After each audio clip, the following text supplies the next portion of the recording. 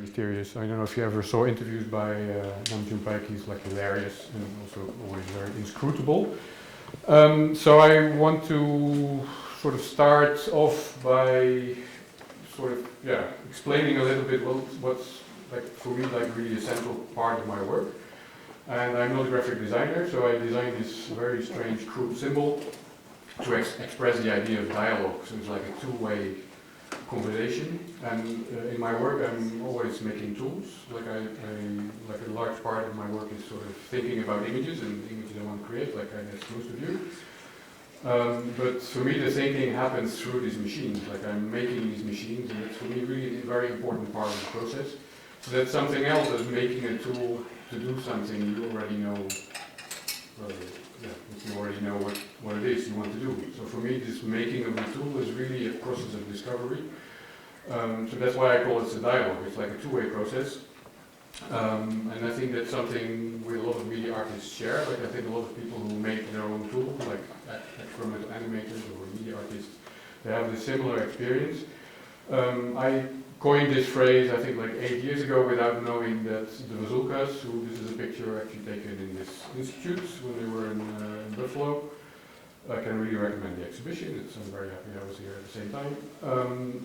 And they actually, in the writing, especially Woody Bazooka, he talks a lot about a dialogue with the tools. So they actually have a very similar idea.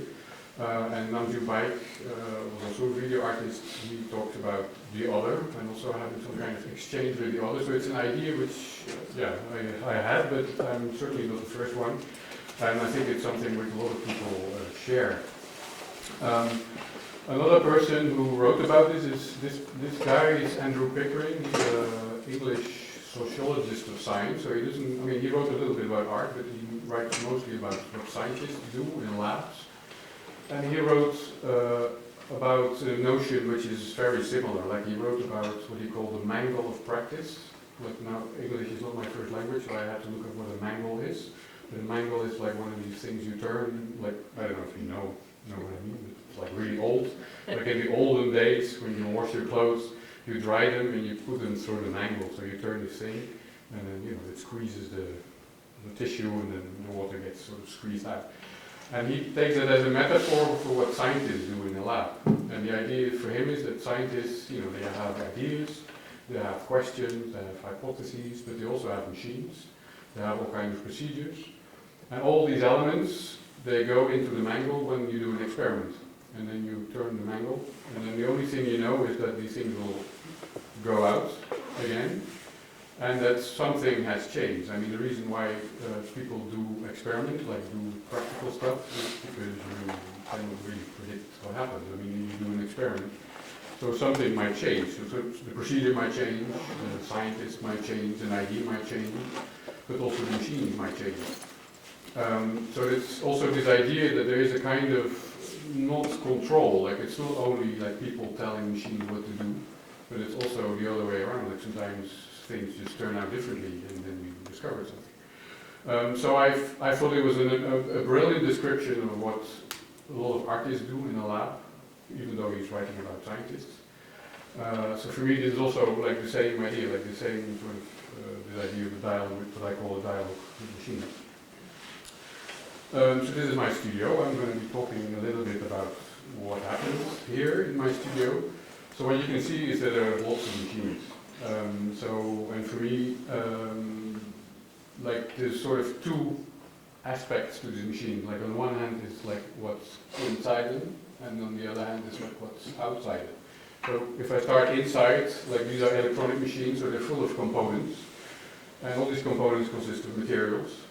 So there's like a whole world of science and how these things were discovered, how these principles were discovered, how these materials were mined. Like there's a whole world inside these machines which I find super interesting to investigate. Like on a very practical level, I built part of these machines or I repaired them because they're old.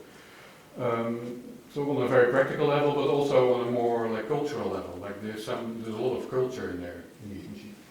So that's inside, and then outside, like this is in my studio, which is, I mean, it's kind of basement, but it's also a bit like an ivory tower, like it's, it's a separated space.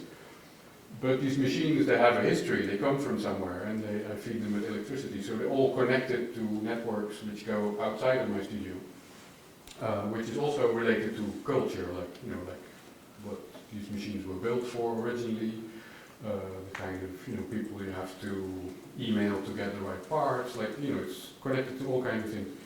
So for me, this dialogue with machines, it's about, you know, it happens in the studio, but it's also communicating with these two worlds, like inside and outside the machines.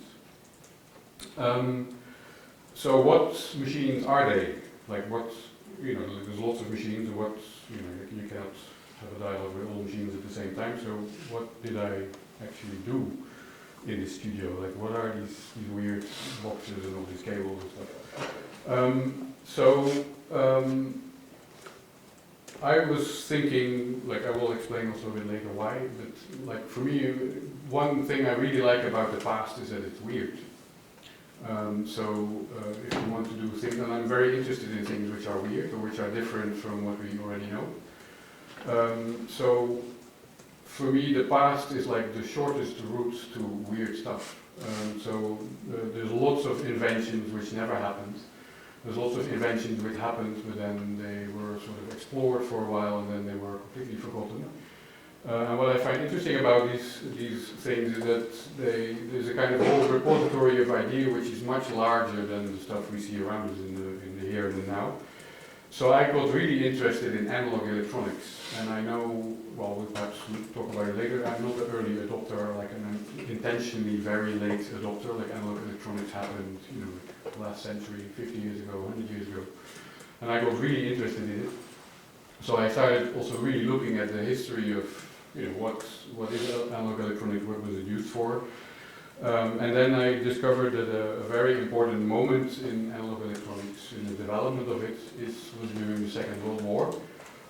This is like this strange sort of box on the right over there with these people around it. That's the M9 gun director. And it's a device which basically is a kind of interface between radar and this gun over there. What happened in the Second World War is that planes became much faster than before, and that humans became too slow to point at them and shoot them. So people, well, especially the American army, was really looking for ways like how can we sort of shoot down these German missiles. This is not very pleasant. I'm talking about war. I'll also explain more later, or come back to that later. And then one of the things they realized is that they could use electronics to do some of the computation, because if you shoot a plane, I mean, it's not something I do, but I read about it, is that you have to sort of aim in advance, so you have to aim in the future, and these calculations are actually very hard, like, you know, these bullets have a weight, and, you know, there's all kinds of factors, there's wind. So these guys around this box are inputting all these factors, and then in the box there is a kind of electronic circuit which calculates this and then points the gun in the right direction. Okay, so this is very sinister war technology, but then later they started using the same circuits to actually simulate rockets, and this is from the late 40s, and this is all in the United States. So this is a whole, it looks a bit like a big modular synthesizer, you could say, where you have all these modules there, these units in the back, and they're basically all connected to solve mathematical problems having to do with missiles and airplanes and these kind of things. So if you look very well in front, there's this sort of strange stuff over there, and there is this thing. It's actually a model of a missile, so when they were simulating it, they could sort of see this thing moving. And then there's other ones, like basically at the end of the 40s they started using these things to simulate rather than shoot missiles. And that's called analog computing. So it's not like, you know, it's not like a computer, it doesn't have a processor, it's not digital, it's analog. Like these are signals, voltages instead of bits. So this has a whole history. This is one of the dangerous parts of my talk because I can get really lost. I did a lot of research in this history and I find it's a really interesting history. I'll explain a bit later why. But I just want to give you an overview that this is a whole world which exists, which you, I'm quite sure, have never heard about, which was not small. I mean, this is a kind of computing which has existed for at least 3 decades. Like a lot of universities, like basically all universities had at least one or several analog computers in a way in some time. if you read papers from the early 1960s and they talk about computing experiments, like we think of things with keyboards and screens and these kind of things. But a lot of these experiments are actually done with analog computers. If you know that, you also read them in a very different way. So this became a whole industry, starting in the US because of the Second World War and the whole sort of funding of these inventions here. But then also spreading around the world. So this is also simulation facilities from the 50s. So you have people patching these problems separate and then putting it on the computer, like huge institutions, like whole ways of crafting, thinking about computation, which have completely vanished. But also it spread to other countries. This was one of the first analog computers in France. This is from China. I think this is the first sort of manufactured analog computer, was like in the 60s. So this became a kind of, really a kind of thing which spread from the US to also the rest of the world, a kind of approach to computation. So why is this interesting for me? I talked about things being weird, and one of the things I really like about analog computing is that it's very strange. Like if you're a bit used to programming like this, is a completely different world. It's more like I use the word synthesizer because people know metal analog synthesizers perhaps a bit more than they know analog computers, and it's very similar. So you have this is a patch panel of an analog computer. So what you can see, you have all these modules, like all these colored rectangles over there. And then, for instance, the green and the red ones is an amplifier, which you can use to add to voltages. But you can also invert, so you can also subtract the voltages. Then there's the brown ones over in some places. They are multipliers, so you can multiply to voltages. And then there's the white ones, and they do integration, which is the stuff you didn't understand in high school when you get mathematics. But with these three elements, you can basically solve all equations which people can write down. So you can solve all kinds of systems. And then what you do, this is an example, I cannot run it unfortunately here, because this machine is very big. But so you make a patch, so you connect some of these modules together, and then if you switch on the machine, it solves the equation. It sort of produces a curve, for instance. So all this is extremely weird. Like you have a kind of computing which has a very different fundamental operations as digital computing. It's also, there is no information, there is no memory, like all the things you sort of know from a computer. There's no program, the patch is the program. So all this stuff doesn't apply. And also, everything is physical.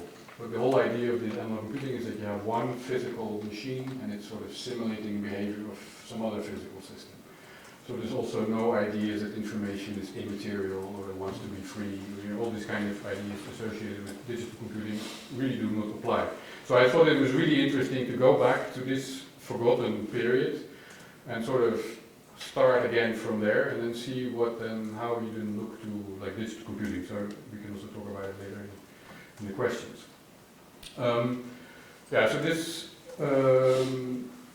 this is really why it interests me. Also another interest, I will go through it a little bit quickly, is that it's also the ancestor of this, analog sound synthesizer or video synthesizer. There's a whole history of doing real-time simulation, like making systems real-time that you can really interact with in an embodied way and explore the behavior of a system.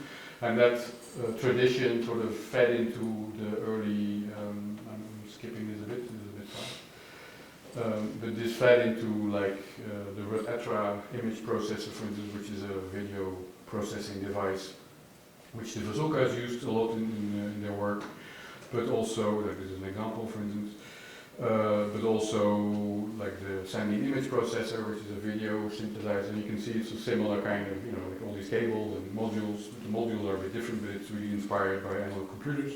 And also, of course, the normal audio synthesizers, which you may have seen more often. Okay, so I talked a bit about machines, dialogues, about which machine, the analog computer, and now I want to talk a bit about my sort of journey of my explorations myself in the past 10 years. This sort of started with finding one of these machines on eBay. This is an analog computer from 1963. And I've never used one. So the first one is how does this actually work, and does it work? So I learned a lot about electronics by restoring it and learning how to use it. And then, I had already started, I was really interested in like making images in an analog way, so basically just like the bazooka is plugging in signals into a monitor and then it creates images, and I'm looking at these images. But then with this I was thinking, okay, I can do this in a much more programmed or structured way. Like I want to make an analog computer which can do video. So I started understanding this, so it took a while, and then I thought, okay, how can I build something similar, like the same idea with the same type of modules, but then using electronics of now. And the big difference of the electronics more recent is that they're much more fast. So I started, soldering, building stuff, and this sort of escalated slowly but surely into building all these different modules. So this is one example, and then this became my own analog computer. And it's basically the same machine. It looks different, but it has similar colors if you look at the colors of the plugs, and it does more or less the same thing, except it does it like 1,000,000 times faster. So instead of doing very slow simulations which can draw a curve on a piece of paper, this can actually produce video signals. So you can use it as a synthesizer, but then thinking about signals in a different way. So this is how a patch looks. So it's a kind of forest of these cables, like I think in meters. So this is like, I was really surprised how many feet go into a patch like this. Like it's hundreds and hundreds of feet. I kept ordering new rolls to make new cables. So it's like, I think it's about a mile of cable. Which was surprising and also much more expensive than I thought it would be. And so why I do all these things? So basically what I did with this machine is make a film. So I made an animated feature film with this machine. So all the images are generated with these signal generators. And then they are turned into images. So the film, I will show a short fragment of it later. And for me the film is a kind of meeting point of two things. Like one is something I already mentioned, like the networks, the world outside of the machines. I'm an abstract filmmaker, so my studio is really a kind of ivory tower. I mean, I work in there, and before I did more like animation type work or work with film, and for a long time I wrote code, so it's a kind of, cell where I can really concentrate and work, and these projects take lots of time. So I really did not expect that the military would sort of enter my studio, but they did. And I was also collecting lots of stuff. Like I collect all these electronic devices to use them, to see what signals they generate, also to learn about electronics. And then I started paying attention to the labels, and then one day I bought this little device, and then it has this sticker on it, Los Alamos Scientific Laboratory, which is of course where the atom bomb was invented, and also sort of ground zero of the military industrial complex, and of a different model of science funding in the US and also in the world. So it's a really significant place. So I was a bit scared, like, is this actually radioactive? Of course it wasn't. But I was also quite shocked that in my sort of secluded ivory tower type of practice, I would encounter things like that. And then it was not the only one. Like the machine actually used to convert the signals to these images. It's called a stroke to raster converter, which is a very obscure device. I will not talk about it very long. But for here, what was important is that it comes from a flight simulator. So it's the only device I ever bought where it says, it's compatible with the following aircraft system, and then it basically gives you a list of the most common jet fighters in the 90s. It's also an older device. So I was, so there were a lot of these kind of devices entering my studio, and I was really thinking, okay, what's going on? So it's all related to the Cold War, to like technological development, like I already mentioned this example of the Second World War, that's where analog computing was born. And I sort of knew this. I mean, if you study media studies, I mean, there's quite a few authors who already, like I don't know if you're familiar with Keepler, like the media archaeologist, like he also said something, I mean, I didn't look up the exact quotes, but he said something like rock and roll came out of the machines which were sort of discarded from the Cold War. But it's something else to be so confronted with it by ordering these devices and that they really directly come from military labs. So I was quite shocked, but also really interested, and it became like one of the threads in the film. And for me, it's also one of the like it's the only film I ever made which has some narrative elements. There's a bit of dialogue or voice in it, and it sort of addresses this time of the Cold War through samples of science fiction films. So that's one part, and what for me this was, I mean, this is a fantastic book if you're interested in this history.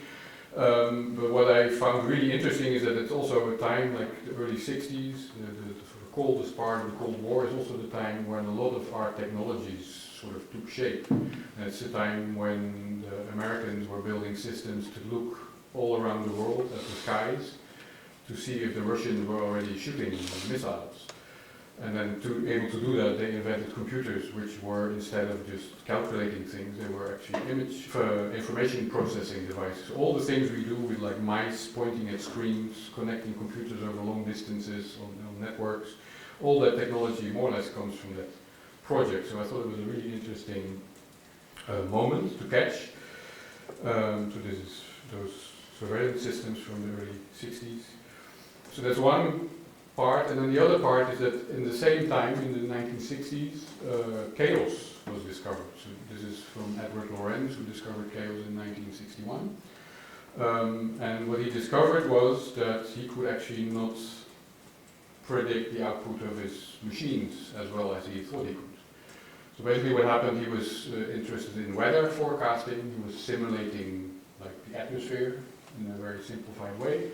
And then he ran a simulation, and then he ran the simulation again, and then it gave a very different result. And then he discovered that the difference was due to a very tiny difference in the input data, which he found really surprising. Like normally, if you have a tiny difference in the inputs, there's also going to be a tiny difference in the output. But with chaos, that's not the case.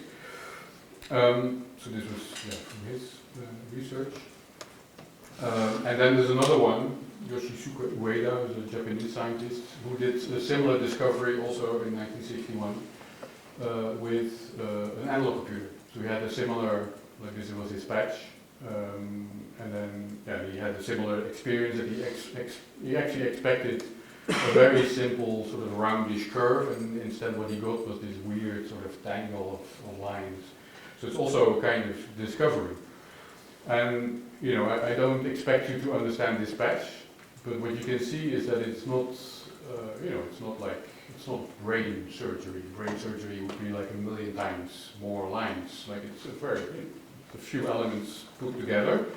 And then if you run this, it suddenly creates this very complicated thing. And that's surprising. So what I found interesting is that I started really exploring all these chaotic systems. They're really interesting to run on an analog computer. So I also invented some of my own, and I tried other ones. And what I found really interesting is that, like in the heart of these computing machines, the one thing you expect will be predictable, that there is actually this sort of inherent unpredictability. And what I found really interesting is that on one hand, this sort of fever dream of control, like trying to watch the whole planet and be able to predict what's going to happen, but on the one hand, and then on the other hand, from within the machine, the kind of resistant emergence, and we're actually not predictable. So I thought that was a really interesting tension, and in a way, my film is a kind of response to this tension. Like it's a way to address the military origins of the stuff I'm doing, of the technologies I'm using, and also sort of trying to turn it in a different way. Or as I say, like try to liberate these machines from these problematic origins. So okay, I'm just showing you chaotic systems, all kinds of ways. This is one I invented. And then basically, on a very practical level, I started using all these devices you saw with all these cables to create signals with chaotic equations, and then you get images like this and like this. So these are like stills or tests, all these kind of things. So this is perhaps the moment that I'm going to shut up for a while and show you a short fragment. The film is like a feature film, so it's like 1.5 hours with 80 minutes. So I'm not going to show you the whole thing. I'm just going to show you, there's a prologue, and I'm showing you the sort of the beginning of the really abstract section, so that you can get a sense a bit of what it is I'm actually talking about.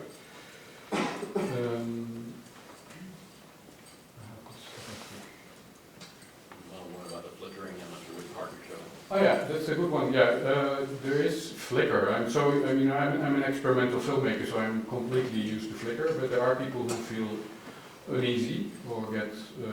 So if you know that you're not comfortable with flicker, I'm going to for 5 minutes show you images which will have flicker, and so you're close your eyes. Look away if you or look away if you need to. Yeah. So I'm showing you a fragment of about 4 or 5 minutes.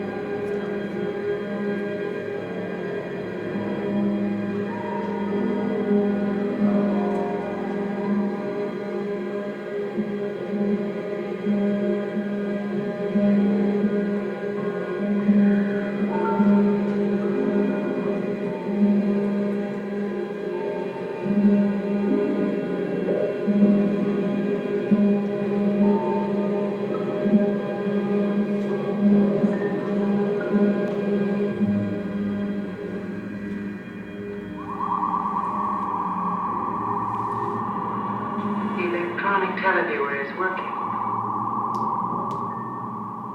Did you reset the beam? Everything is ready.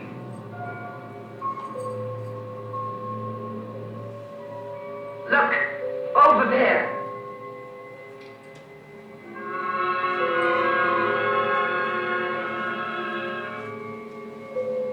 It took untold billions of years to create the planet you call Earth. It's going to destroy itself in another 200 or 300 years.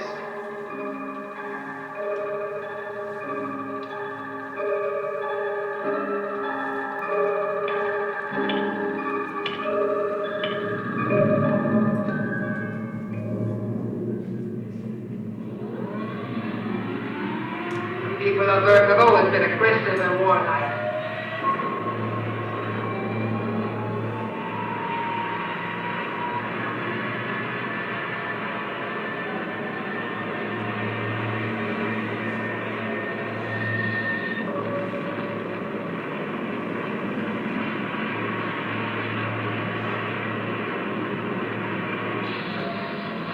When What do you think will be the next obstacle here that people will put in our way?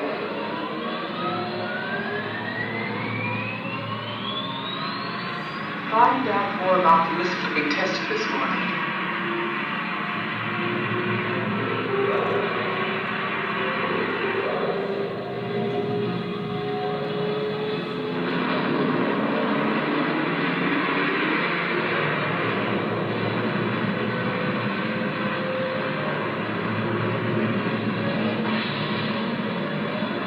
Let us not take any chances.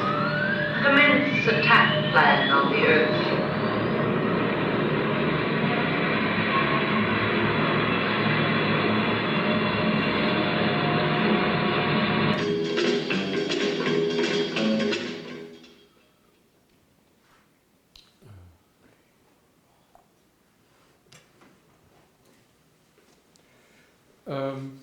Yeah, so that's only the first 5 minutes of this part, which then continues for like an hour more.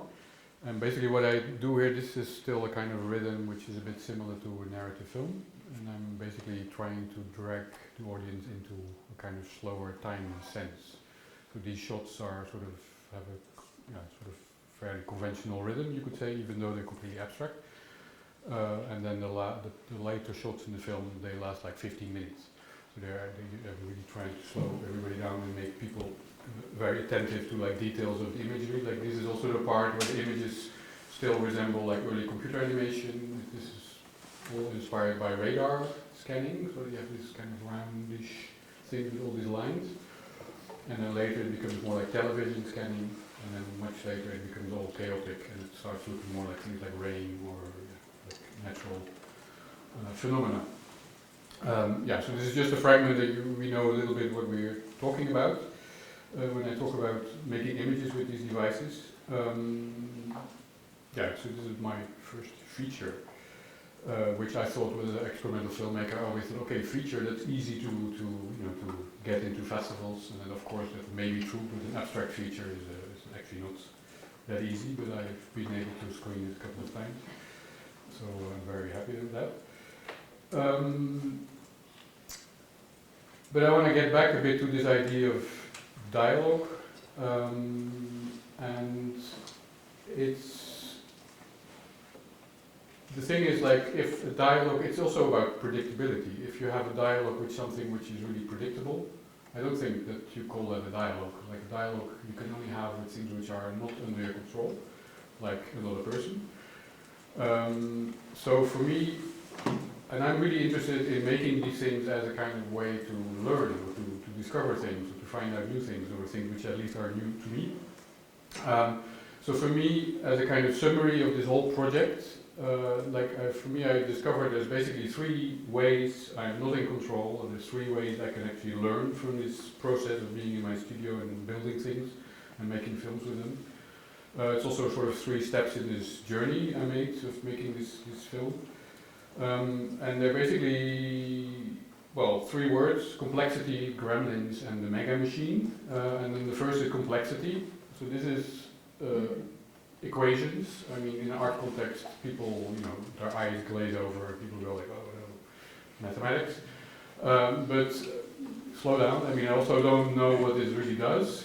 But what you can see, the only thing I want to show is this is not, this is just minus and multiplying things. This is not rocket science. It's just a few things at the same time.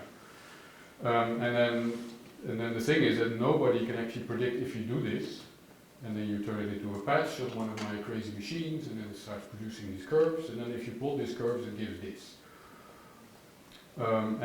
My point is that nobody on the planet can predict this. Like you cannot, like even the most talented, fantastic mathematician cannot look at this equation and say, oh, of course, that will give this. People don't know.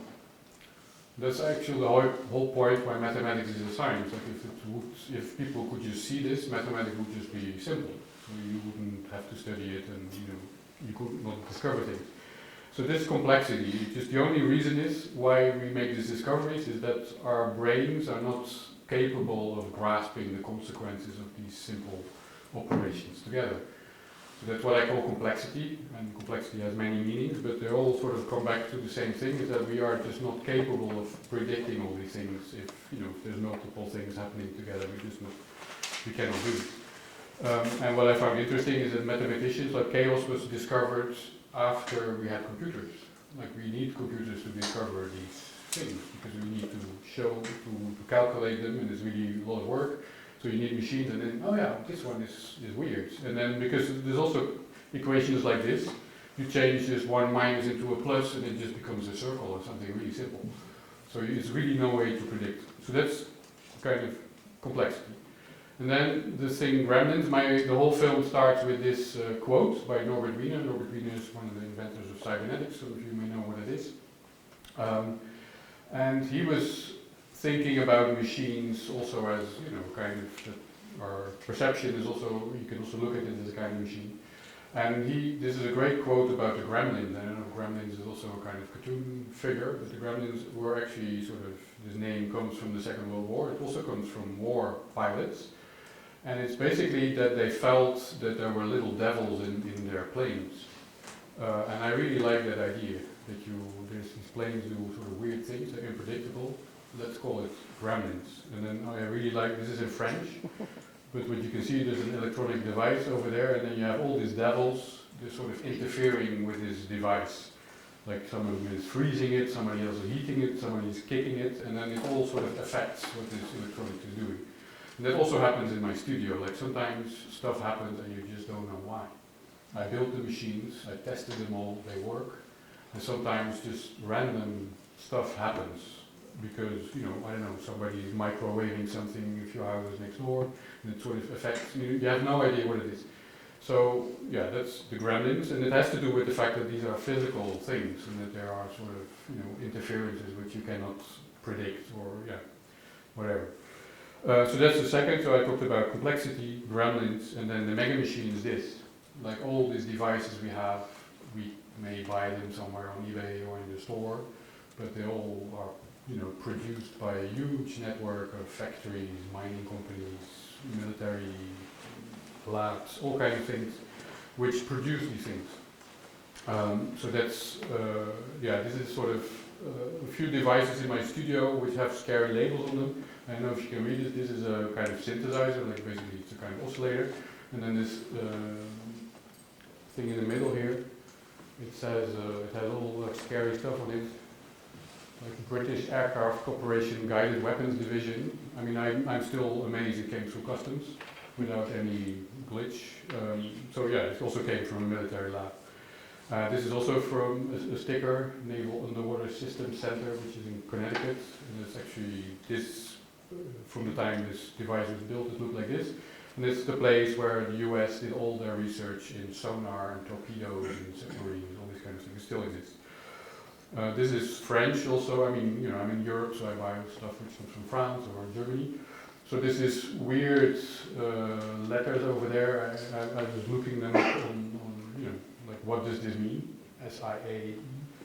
And then it's actually a lab, like if you go to Google Earth you cannot see it because it's military, but it's a place in the middle of France where they do the maintenance on their jet fighters.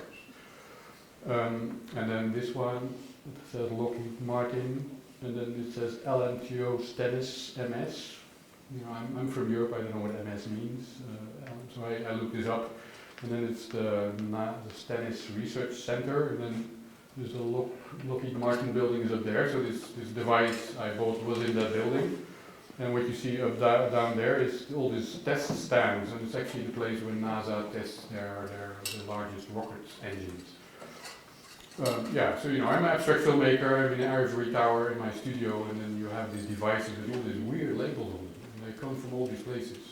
And I think that's typical. I mean, it's a kind of example of how that works in the world in which we live. Like all these devices we have come from places like this and weird, and it's all connected. So yeah, complexity, gremlins, and the mega machine, and those are for me really three things where you can really learn from these machines or discover new things.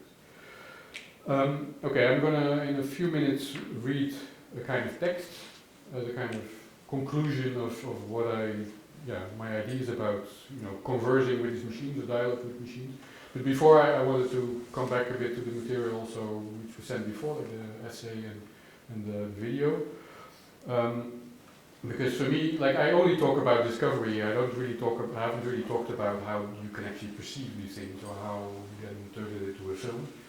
And for me, I really like this idea of alien phenomenology. So it's basically the idea that we humans have a way of perceiving things, but other species have ways to perceive things, and all these machines have also ways to perceive things. If you think that perceiving is just being influenced or getting some input, machines, of course, also have a way to perceive. So basically what I try to do with all my work is to try to drag people into that kind of perspective. So in a way you could say, if you could perceive like an analog computer, how would the world look like? And the answer could be my film.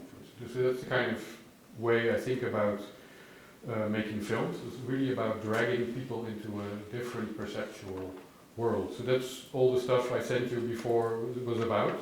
And I also did experiments in like what I described in this in the paper, and which also resulted in this video I also sent you.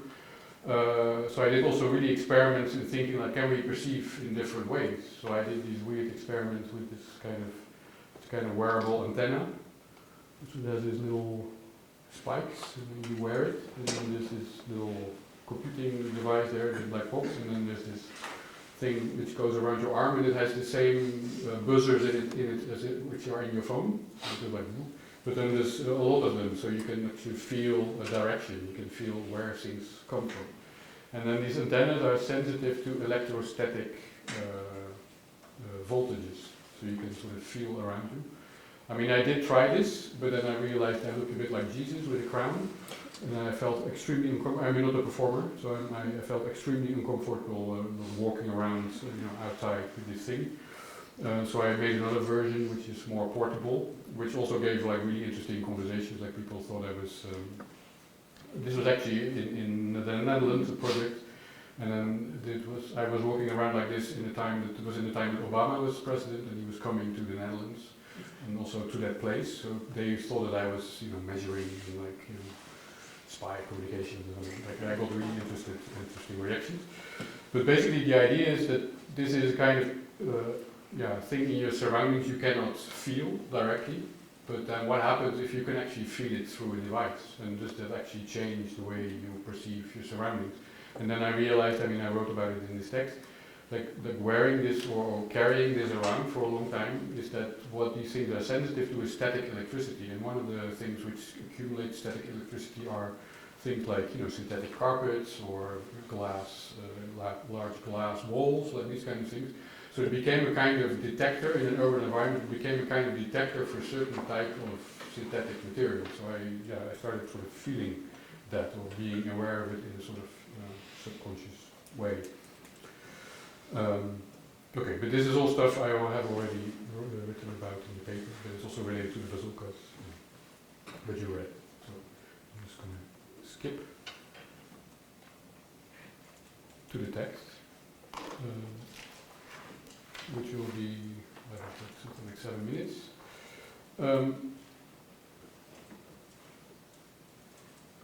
Okay, I will just read. The anthropologist Edwin Hutchins is this person. He's sitting in the cockpit of a high-speed train in France. He developed a form of cognitive ethnography around the concept of distributed cognition.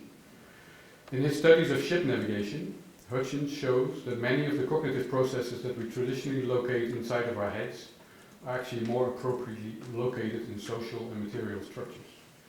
The intelligence at work in steering a large ship can, for instance, not be found outside of the artifacts, procedures and social structures that this steering involves. The crew of a ship does not consist of mathematical wizards, but of people who are trained to look at dials, consult charts and plot courses.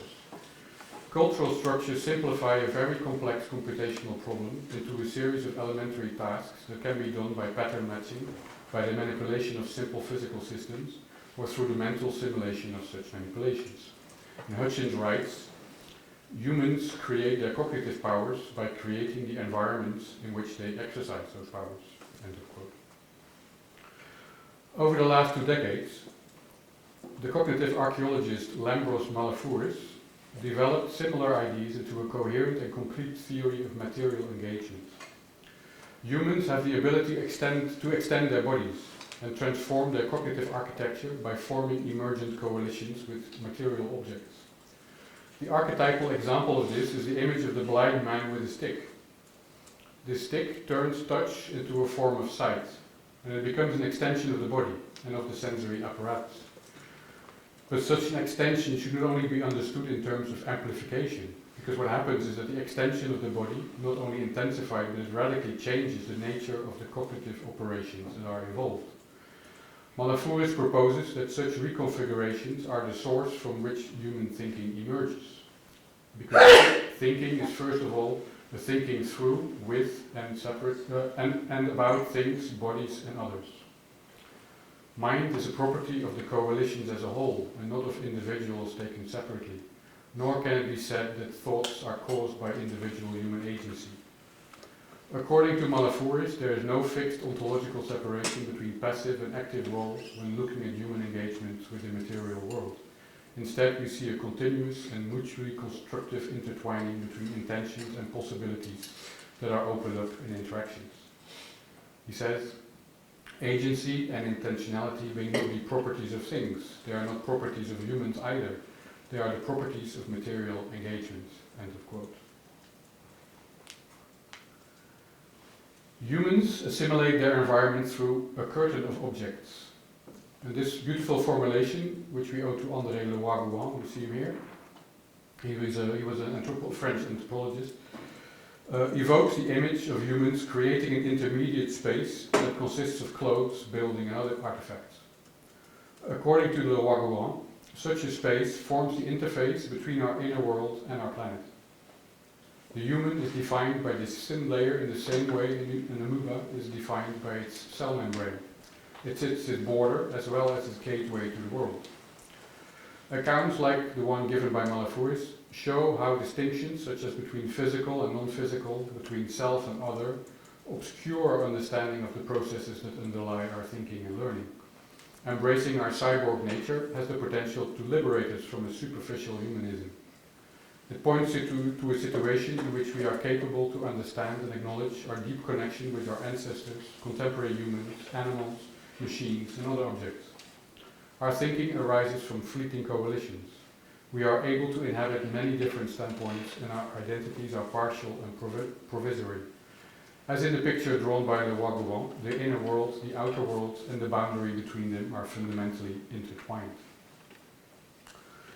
Our technical milieu is an external memory, a collective human body to which each generation contributes by modifying and adding things. The design and development of our technology is therefore a form of politics through which we collectively shape our life worlds and in a very direct way our planet and ourselves. And in my work I see media archaeology as a method to investigate this collective body. This paints a picture of media archaeology as a kind of reaching back, as an attempt to descend to the hidden foundations of the network of machines that surround us. I think this is indeed necessary to understand these foundations and to grasp these networks. But understanding is perhaps not the end point. There's also a freedom in these machines that points in a different direction, to alternative ways of approaching them that are equally possible. As physical objects with a physical presence, machines are not exhausted by the uses and descriptions that humans make of them. All machines have a potential that is not yet realized, partly because our perspective on them is determined and limited by the place they currently occupy in the network. By discovering new interpretations, that place can be changed and new uses can be found. It's this freedom of interpretation that makes interaction with machines much more than a monologue of the ancients, and it makes it into an actual dialogue with the networks that surround us. In two texts from 1920 and 1921, the avant-garde painter Kazimir Malevich briefly fantasized about a stage of liberation beyond the communist revolution. The aim of the communist revolution was to liberate the workers by shifting their corns and perspiration onto the muscles of the machines, which is a quote. In the eyes of Malevich, this would turn the whole of humanity into what he called a slothful master, in the end not so different from the capitalist who lazily reaps the benefits from the workers he is exploiting.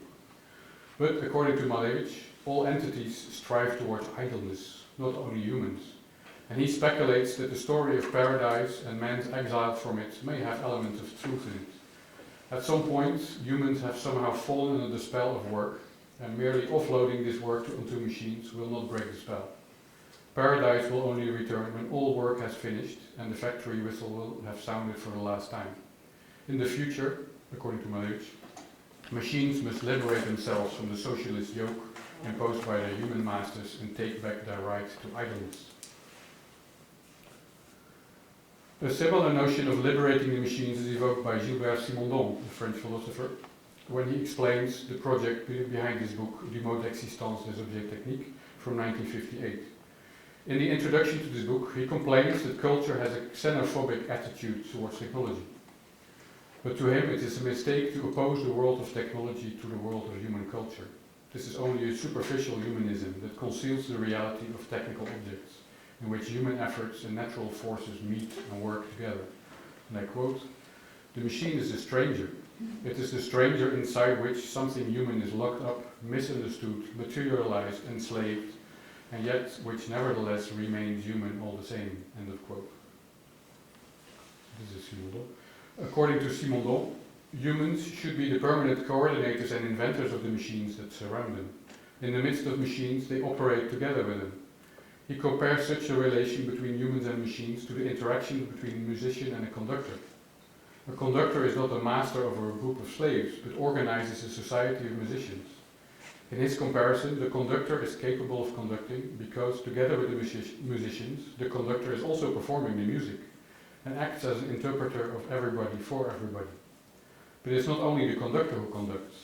The conductor can indeed act by, for instance, slowing down or speeding up the musicians, but the conductor is also acted upon by the musicians and, for instance, sped up and slowed down by them.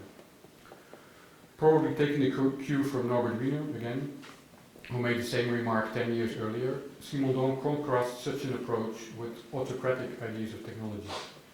If one thinks of the machine as serving to domesticate natural forces, the machine becomes a slave that makes other slaves, and this all in the name of human freedom. Like Malevich, Simondon does not think this will work. It is difficult to free oneself by transferring slavery onto other beings, man, animals, or machines. To reign over a people of machines that enslave the entire world is still to reign, and every reign presupposes the acceptance of the schemes of enslavement. End of quote. In such an autocratic concept of technology, machines serve to enlist materials and forces for the benefit of humans. According to this conception, humans are free and machines are like slaves, recruiting other slaves. And this corresponds to the problematic side of the cyborg, a creature that was conceived within patriarchal military-industrial complexes as the fusion of humans and their technology, extensively discussed by Donna Haraway. But Donna Haraway considers that the cyborg, as an illegitimate child, has the capacity to wrestle itself free from these origins. And she wrote, "After all, the fathers are inessential." End of quote. I've said already that I see media archeology as a method to investigate the collective body and mind that we have constructed by shaping our environment and by surrounding ourselves with technology. I believe that producing films, installation and texts are small gestures that may help to shape this collective construction. We can only hope that the cyborg is able to pry itself loose from its schemes of enslavement through writing and making art. This was my text. Thank you very much for your attention.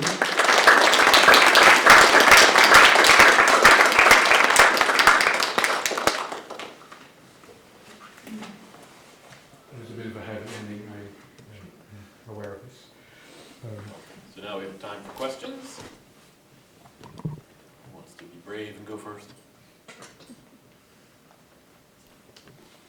I had a question about the text you read off at the end. So what I got from it essentially was the more intertwined you become with technology, the more liberated your thinking becomes and less superficial, right? Not entirely. I mean, I think the whole point in the last text is that we are intertwined. Like, the cyborg, I mean, I guess we all know what a cyborg is, right? It's a kind of half robot, half human type being. So if we think about intertwining humans and technology, that's sort of the image you get, like, okay, we're going to merge. But I think that we are already intertwined with technology in a much more fundamental way already for a much longer time. Like, I think humans are, perhaps that's what humans do, like from the very beginning, from prehistory and all these things. So for instance, if we sit here with all these chairs, basically what happens is that you all come in, you sign, which is like you use a pen on paper, these are also tools, and you sit on the chair, which is also kind of tool, technology. And what happens is that we don't have to negotiate, like I'm standing here behind this thing, and then we all know, okay, this is the rules for this situation, is that, you know, I'm talking and you're listening, and then there's going to be questions. So we don't have to spend all our time sort of negotiating this. Like there's a guy I've also been reading about, and he wrote a lot about, actually wrote about a researcher who was studying baboons. And then one of his conclusions was that baboons, like, they don't have material culture. So what they spend their whole day is sort of sniffing each other, scratching each other, battling each other. It's like, who's the boss for the day? So it, you know, costs incredible amount of energies, and humans don't do that. Like, this kind of situation is not new technology. This has been existing since, I don't know, the Greeks or much older, like Incas, like all cultures had this kind of arrangement to sit in a circle. And that already, you bypass all this, you know, like battling it out. It sort of instigates these rules. So what I mean with the cyborg is also this, like this saves us so much time that we can actually talk. And we don't have to first sort of establish the rules of the situation. So it's perhaps a bit abstract. I don't know if it makes sense what I'm telling you. But it's, so I think already on this very basic level, like everything we do is already intertwined with technology. Like I think we're all a bit uneasy when our phones die, because the battery, like you sort of feel a bit amputated. Like, that's a very recent example. But I imagine something similar was perhaps happening like when the coal runs out in you know, like in the end of the 19th century, and the house is cold, you also feel uneasy. So there's this kind of intertwinement with our bodies and our minds with technology, which is much more fundamental than implanting a chip in your brain or something like that. Does that make any sense? So what I mean about liberation, because sorry, that was your question, is that it's being aware of all the possibilities, because all these technologies, they come with a program. Like this is a kind of program, and we are sort of, you know, in a university, so we're sort of polite, so we keep to the program. But it's, I think, important to be aware of these programs. And then here the program is very simple. It's like, okay, there's going to be speakers and listeners, and then there's going to be discussion. But in a lot of these more complicated devices we have now, there's also programs which determine the way you can interact with them or the way we think about them. And for me, the liberation is thinking about like what other possibilities are there. Like, can we use them in different ways? Can we escape this program? Do we like this program? Who decides on this program? So that's the kind of question I'm interested in.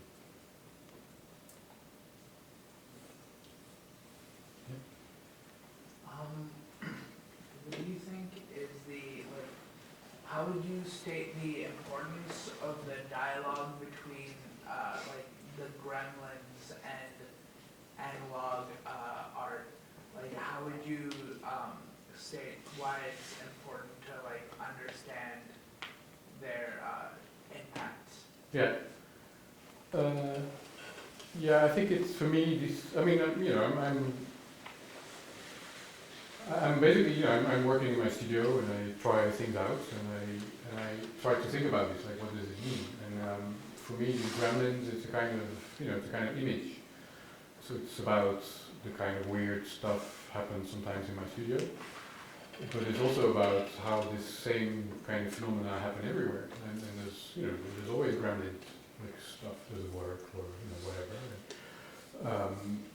So it's, and I find it interesting to become aware of it, and also perhaps in a way, like in the case of the gremlins, be also perhaps a bit more, sort of appreciate their presence, not be only frustrated about, oh, stuff doesn't work. What are we doing now? You know, like it's it's also, yeah, being also a bit more humble about the kind of control we have, because it is limited. And we perhaps forget a bit because we think that we are so brilliant as humans. So yeah, for me it's more through what I do. I'm trying to think about these things and also draw conclusions which perhaps go a bit further, and also thinking about like our technological environment and our relationship. Does that make sense? Yeah? In terms of like actually getting the gear and the technology, how do you go about doing it? Is it like a scouring Craigslist thing, or do you got like a guy that you call? Yeah, that's a good question. I mean, it's well, I read about these. Well, the analog computers, for instance, I read about these things first. I found a book about it, and I was like really interested. And then, yeah, I was like looking on eBay or similar things, and then you enter in a strange world of collectors of computers. And then I bought this machine from a guy who actually collects supercomputers, which I didn't know these people existed, but they do. And then he was in Germany, and he has this big barn. I mean, I haven't been there, but he sent me some pictures.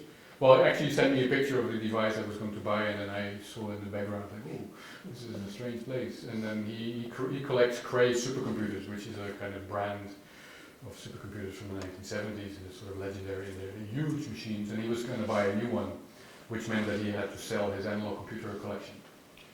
So I bought this one. And I was surprised because I thought, oh, this is super rare, and it is super rare. I mean, there are not many of these machines. I know about 15 museums in the world which have this one, and I think mine is one of two which actually works. So it's super rare. So I was really nervous, like this is going to be really expensive. So I bid on this machine, and then it was just my bid which passed, the first bid. So the shipping was like much more expensive than because you need 4 people to lift it. It's a heavy machine. But the shipping was much more expensive than the actual device, so it's also much less expensive than my tablet or my phone. I was really surprised. But what I found interesting, like the eBay part is also interesting, but what's interesting is that through these or like Craigslist type things, like in Europe we have similar sites, what I find really interesting is also meeting these people. Like sometimes they are like retired engineers and they bought this thing which is standing in the way, and they took it home because it was a pity to throw it away. And then you get also the stories a bit of where they worked, and then they worked in airplane simulation, and before you know you have coffee and pictures. Yeah. So I thought so that's an interesting, for me also a really interesting process to meet this sort of hidden world of these devices, where they are and who owns them. Does that answer your question? Yeah? Speaking about the stuff, the machines that you use a little on the practical level, I wonder if you could maybe, for the students' sake, explain a bit more about how you actually made the film. So we saw, you showed all the like circuitry and things you plugged together, but there's this other aspect that you talked about a little bit of hall walls yesterday that was interesting about how it's somewhat more of a performance, and that, we perhaps talk about your work as animation just by default, but like you said, often do 40 takes or something like this, and it's not all precisely planned ahead of time like a traditional animation would be. It's more this sort of live activity that you're doing and recording those takes. So just to explain, there's the wires, but what are you doing to make the film? What comes in? Yeah, so this is a sort of kind of organ, let's say, this kind of device which generates images. I don't have to, I can just switch it on and it will generate images. But then what I do, like up there's a monitor, so it's like an HD CRT monitor which has like great colors. Also a really expensive high-end device which I bought for very little money, but anyway. And then basically I'm sort of standing over here. And then here are some controls. And what's interesting about one of the aspects, I didn't really talk about it, if I just mentioned it in passing, what's really interesting about analog computing is that it's real time. So there's no rendering, there's nothing, this is just happening in real time. So I did all this work to generate really complex images, really rich and complex images in real time, which I can sort of program by patching and turning some of the knobs with some of these manual controls. So basically what I'm doing, I sort of I did lots of experiments, like kind of a year, just trying out things, building new modules, trying more. And then at some point I sat down and said, okay, the film is going to be about this, like this is the sort of basic thing I'm going to use, the basic process. And then I had also already thoughts about the soundtrack. So I sort of made a kind of script. It's not really a script, it's more like a score, like what a musician would use. So it's not, it's not in words, or it's in more like in diagrams and just technical descriptions of what you do with your instrument, let's say. And then like, so it's 18 sections in this film, and then each section I was just recording, and knowing that, okay, this has to be like, so many seconds, so many frames, this is sort of what should happen there with these kind of colors. And then it became a kind of puzzle which I was solving by recording this one section, and some of them are like 30 seconds, some of them are like 15 minutes. And then what's interesting about it is that because all these systems are chaotic and also sometimes unstable, like it's electronics, and I really tried my best to make it as good as possible, but with a mile of cable and 50 modules, and also machines which are from 1963, stuff also sometimes happens, and sometimes the stuff which happens unintentionally is actually better than what I thought. So then you think, okay, can I do this again? So it also, so this, even if it was at that point about image production, it was also still about discovery and improvising and doing things in real time. So basically what happens is that I sort of pre-program a kind of process which happens in the time I need, and then with these controls I interfere or I adjust or things. And then like my other films are, basically every film uses a different technique. And a lot of them are more similar to animation. So an animation is really about control, like you're in full control of these synthetic images you are making. So I never did multiple takes of the same sequence, because everything is synthetic and it's planned and it's composed and just about making it after doing lots of experiments. But this film was really different because these machines are all unstable, the chaotic circuits are always a bit unpredictable, and sometimes suddenly stuff happens. So it really happened here that for one sequence I would take like, I will do like 5 takes and take the best one, and then the 5th take suddenly went in a different direction. Oh, perhaps I can do one more. And before you know, it's like you're 2 weeks later and you have 40 takes, and then what am I going to do with 40 takes of the same piece? And then it turns out that all these 40 takes, actually the second was the best. So but it's interesting as a process. So I hope it explains a little bit of how this practically worked. Yeah?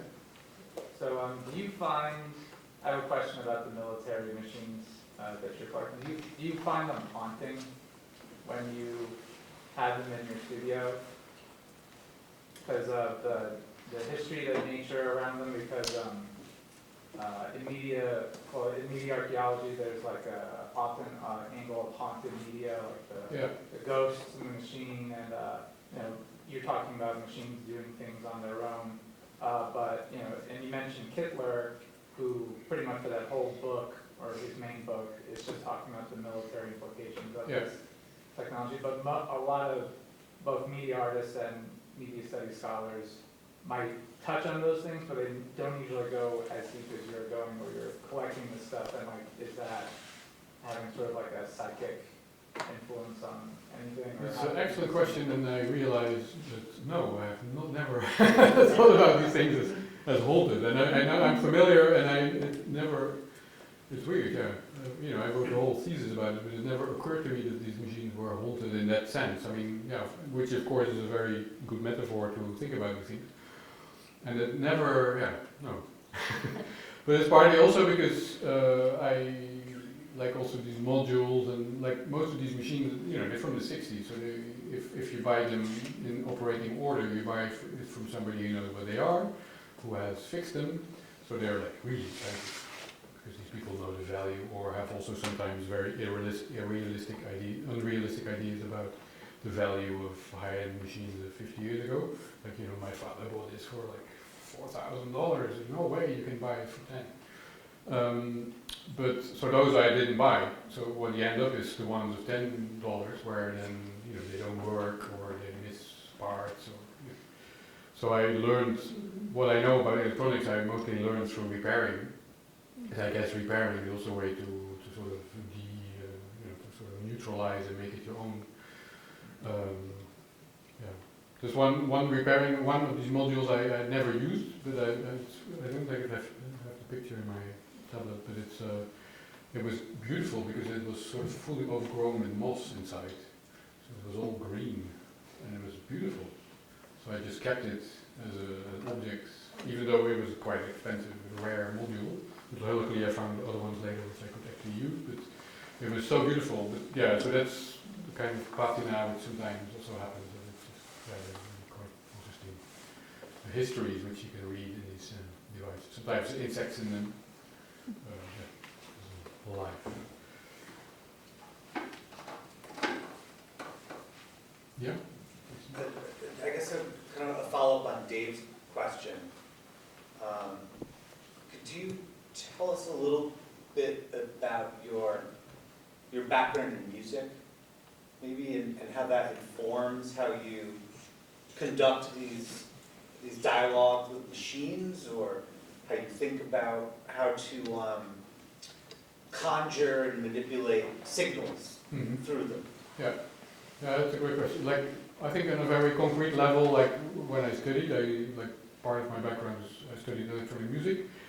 So I also spend lots of time in the studio similar to this, but then for making sound. Like you have also all these cables and all these modules and like an analog studio. I was working in the Institute of Sonology in The Hague in the Netherlands, which is one of the places where electronic music was like very early, like already in the 50s, was made. Like one of my teachers was Dick Rijmakers, who made, I think, the first electronic pop song ever. It was published by Philips in the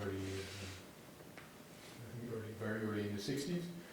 So he has a kind of reputation, but he was a very interesting composer and philosopher of technology in a way. So that's part of my background, so like just on a very practical level. And also these electronic music people and computer music people, I don't know if you've ever met some of those or if they're around here, but they're nerds. So what they do when they get a device is that the first thing they do is they open it. So that's something I really learned. Like if you order a computer and comes in the mail, the first thing you look at, how do I open this? Which is a bit like now with the phone you get into trouble, or you cannot sometimes put them back together again. But that's also a kind of reflex I learned from that environment. And then on another level, I studied electronic music in a sort of classical European sense, so like people like Szenaki, Stockhausen, if that rings a bell if you're into these things. But it's very much about composing, so it's really about writing scores, making meticulous planning of what you're actually doing in the studio. So I was sort of brainwashed by this education. So my first films, I really made very meticulous animation scores of like for every frame what I was going to do and what was going to happen in the film. And I didn't edit, for instance. Like for me, editing is like fudging. Because why would you edit? If you're in control of your images, you can just make them in the right way. You don't need to edit.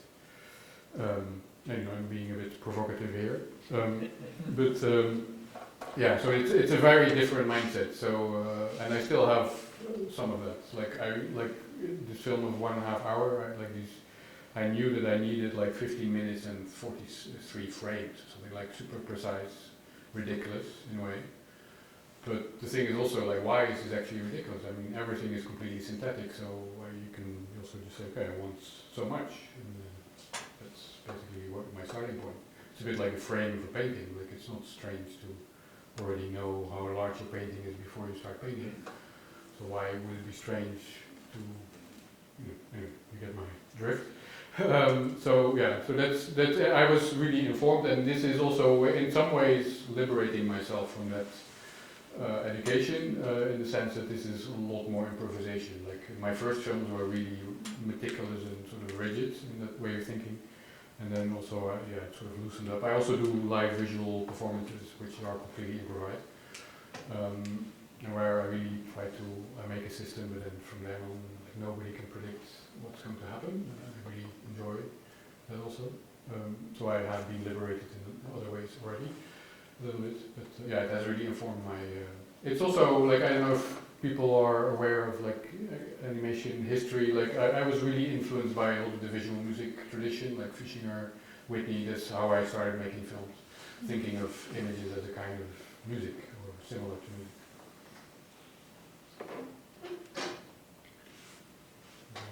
Question or saturated. You all submitted questions, I know you have, you can ask them. So here, I'm gonna start calling on in future classes, I'm calling people, but yeah. You said you were able to screen one of your films during some film festivals. What was that like? Did the audience kind of react in the way that you expected, or was there unexpected reaction? Yeah, well, yeah, it's yeah. I've been making films for a long time, so I'm familiar with what happens when people react, and it's always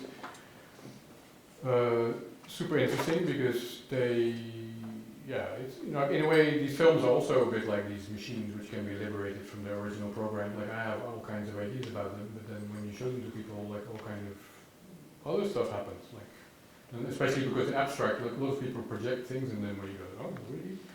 Like I saw this and this. Like in one of my earlier works, at some point the company came up to me and said, yeah, it's a 3-screen 60mm piece, so it's a kind of wide image. And at some point he said, yeah, I saw the name of the band ABBA, like really large.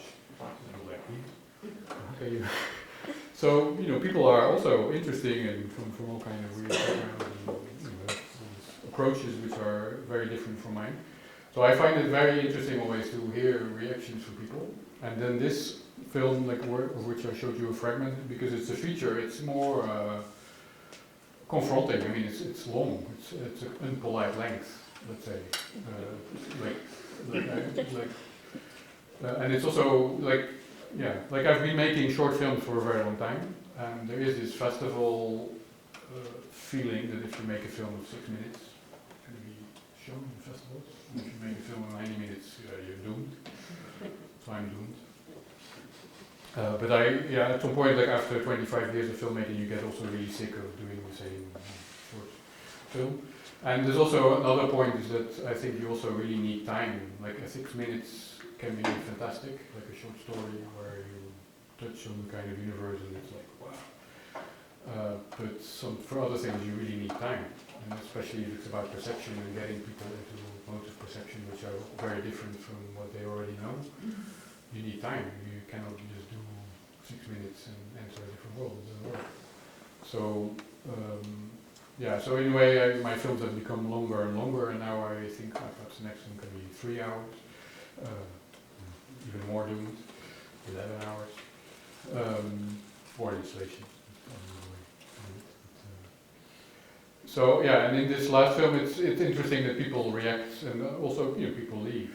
Like, of course, people, like, I can totally imagine that a lot of people are not interested in an abstract film of 90 minutes, but also a lot of people don't leave and get very interesting perceptions afterwards. So that's also a kind of experiment. Yeah? Picking up on something that you just mentioned, which is about installation, and connecting that to something that you started this talk with, which was about networks inside the machine and outside the machine. These machines themselves and these images that you're presenting, I mean, they're so kind of beautiful and wonderful and weird, right, to use your word. And I kind of wonder, like, whether your output has always just been a film projected, or whether you have ever shown the films in the context of the machines, or something that would maybe not go as far as like inviting people to think about haunting, but it's about making people kind of more aware of that outside of the machine network. Yeah. So I'm really curious, because you yourself seem so kind of intrigued and, you know, excited by that. So I'm kind of curious as to like whether you have shown them in these other kind of expanded contexts, or you know, if you were thinking about that, or like how you imagine those outside networks becoming visible somehow. Yeah, no, that's a very good question. I mean, yeah, that's a very excellent question. Like yeah, I'm really thinking about it because I'm a filmmaker, and in some ways there's a kind of like I talked about composing a film, and one thing about musical composition is also, like especially in more classical things, is that you introduce your material, like you introduce themes and then there's other themes. So there's a kind of didactic aspect to composition, and that's also what I do in the film. Like the part I showed is also, you know, showing people that this is close to like a computer animation, and if you're, in some ways I also think that this can also happen on a sort of non-verbal level, that you somehow understand the sort of logic of the universe you're entering. So there is a kind of didactic aspect, or even if it's very abstract, already in that, and also that some people also realize that, oh, this looks like television, or like, you know, that there's associations which sort of also guide this interpretation, also in a way which already points a bit to the outside networks. But I'm very conscious of the limitations of that, and also of all the kind of research. Like one, like when I get back from this trip, I will have a book which goes to print, which also talks about these things. So that's another way to output the other parts of this process. And in fact, the first work I made, which sort of addresses this military dimension, it was an installation, and I made some kind of miniature version of all these wires. Like I made some simple circuits which generates sort of much simpler version of the kind of patterns you have in the film. And then they are actually projected on they feed into a radar display from the 1950s. So it's like a radar tube, which also has a beautiful, I had never seen a radar tube before, but the phosphor and the color are amazing. Like it's a very beautiful materiality. It's the kind of image I'm pretty sure nobody of you have ever seen. And it has beautiful colors, and so I made a kind of generative installation where you have this radar screen, but also with this radar hood which you have in ships. So you have a lot of things already signifying this kind of ship, military kind of association. So that's something I really like, and I'm really looking for ways to combine this with the complexity of this imagery I generate. So yeah, and I've been also partly programmed as a filmmaker. So for me, the obvious thing to do is to make a composition in time which is to be shown in the cinema. And I really regret, in retrospect, that with this material generated, I didn't also generate a version which was more suitable for installation showing. Because now the film I made is really sort of has a development in time. It has a beginning and an end. I don't want to show it in an installation and then people just walk in halfway. But I could have made with the same principles, the same similar kind of structure, I could have also made a spatial installation with more screen and more, perhaps including objects. You know, like there's all kind of possibilities, which I've now become also much more aware of. And for the next project, I'm really thinking about making multiple instances of a similar project. So that's a long answer. Yeah, Laura. I was just thinking about the history of artists working with video, like the Pasulkas and Namjoon Paik, and you know, there's some of the type of imagery that recalls some of the older work that's often black and white, and I mean, your film number 59 goes into so many different forms of abstraction that are just, you know, without knowing the machinery behind it, that's a great part of it, but just the beauty of the imagery, it's just, you know, sensational. But I think what's so like unique and fascinating about your creation of these machines is that, as you talked about, speeding up and modernizing this equipment that was never intended for this purpose, that it's not like an anachronistic thing that you're doing or a nostalgic thing, or it's not like what the Pasulkas were doing, that you're taking these other computers and you have updated them to work fast, to create these higher resolution images.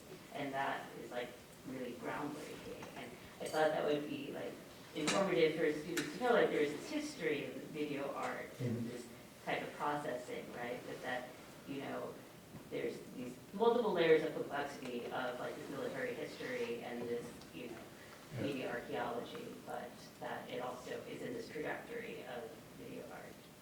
I don't know if that's a question, but maybe you could elaborate on that kind of history. Yeah, like one thing I really, really want to avoid is nostalgia.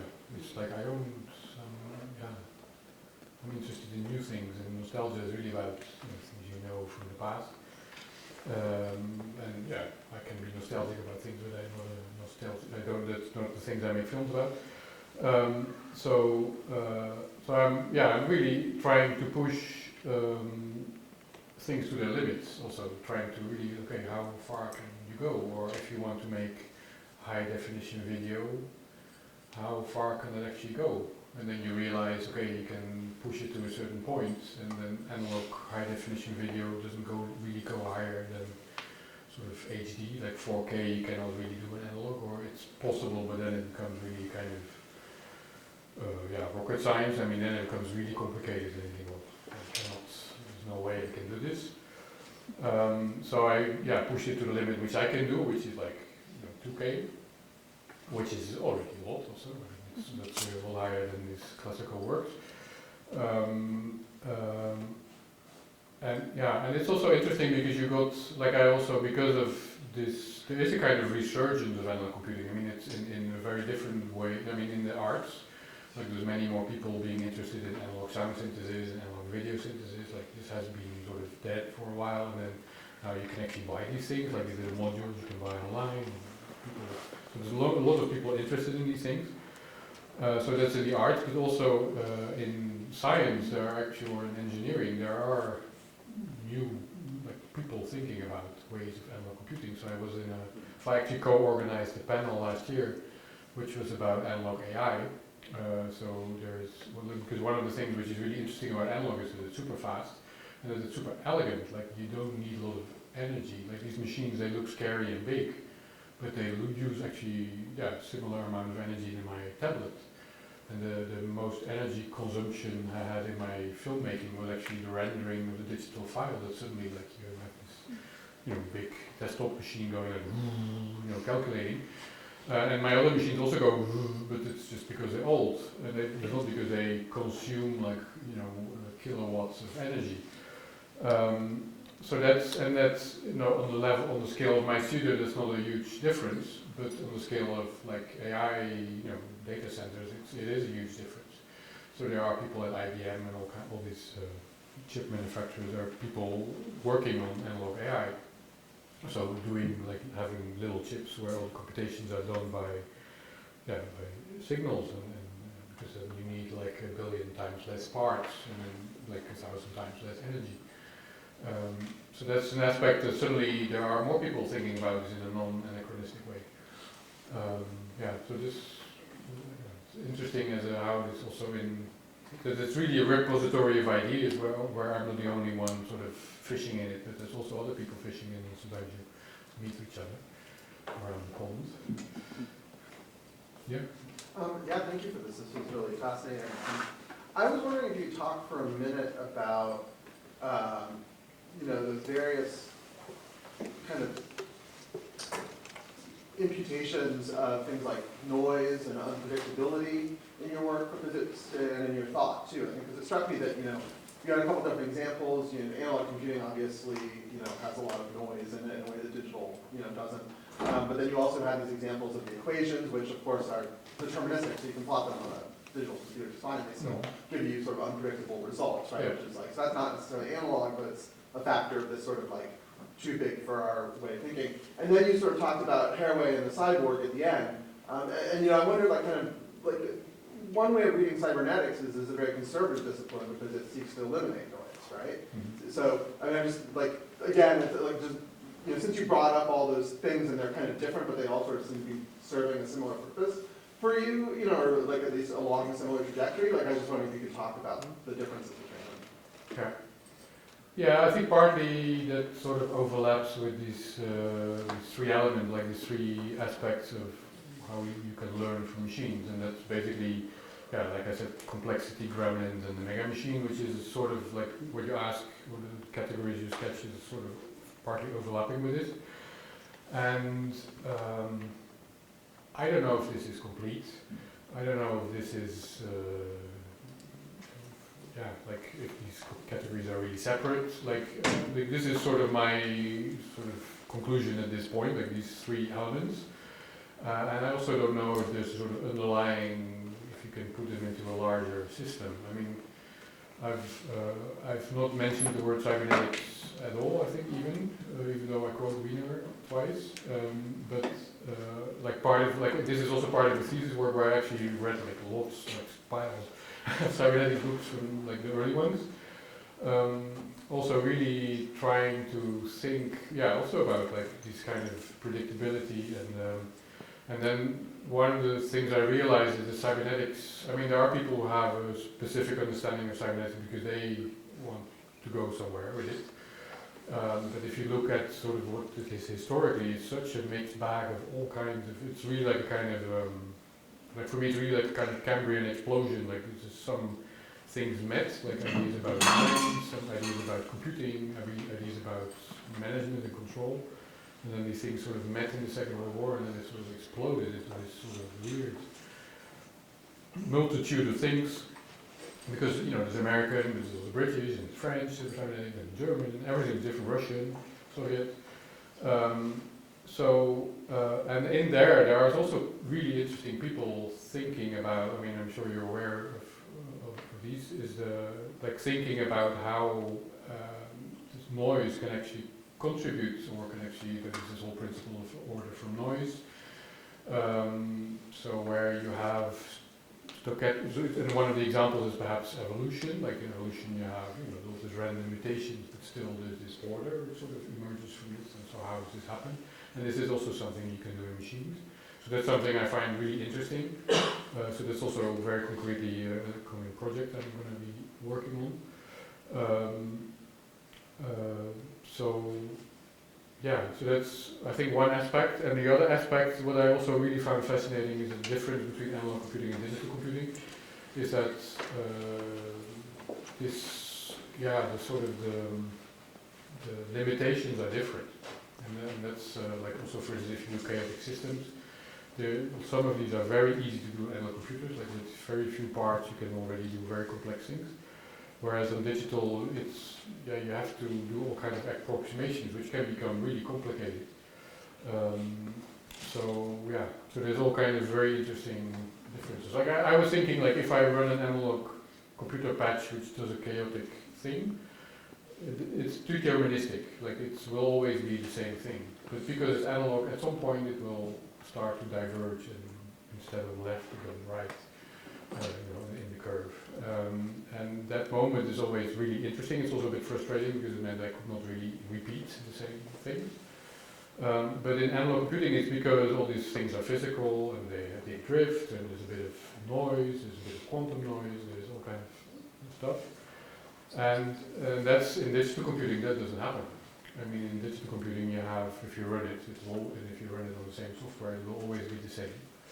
But it's also not the exact same thing as the mathematical ideal described by the equation. It's also always an approximation. So that's, I've been thinking about these things a lot. I also don't know what you mean, but it's a very interesting thing to think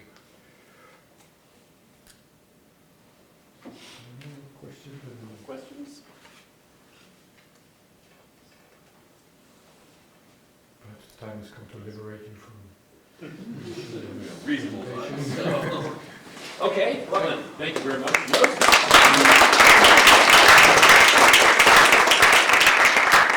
For those of you in the past, reminder of your responses to submit